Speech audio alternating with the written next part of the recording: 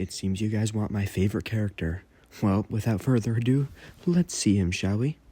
I'll never really understand why Audrey decided to have Gordon be the A1 prototype, when in reality he's not Great Northern, who was actually the prototype of the LNER A1. Like, at that point, shouldn't he just be Great Northern? However, I don't really want Gordon to be Great Northern because I want that engine and Gordon to be two completely different entities in my series, so I've decided to choose an alternate basis for Gordon.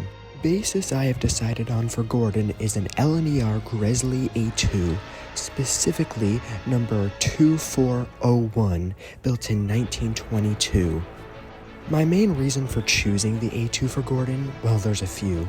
Number one, no A2s actually survive into preservation, and by doing this I can make sure that one does, because to be fully honest with you, I love the A2s, and I want to see one survive, and I just think they are a really good basis for Gordon.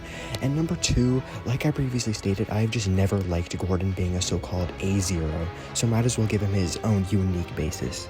This here is a rough sprite of what Gordon truly looks like in my AU. As you can see, he is an A2. However, there is a few things that I should probably note. Number one, the tender. So I really don't know about the whole Fowler tender thing. I don't know if he has one in my AU. Clearly here he doesn't have one, but I haven't fully decided if he will get one or not. And number two, his name.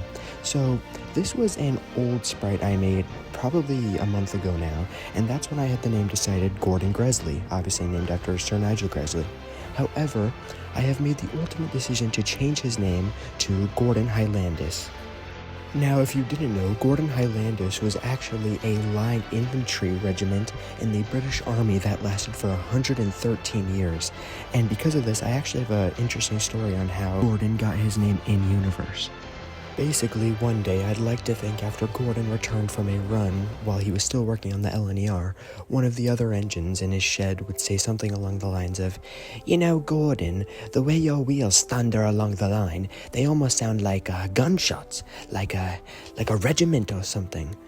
Gordon would then immediately kind of become obsessed with this idea, so one day he would ask his driver of any famous British infantry regiments, and his driver would basically tell him about the Gordon Highlandis, and from that day forward, that's the name he would go by. Eventually, when Gordon would arrive on the Northwestern in 1924, the Fat Controller would ask him what his name was.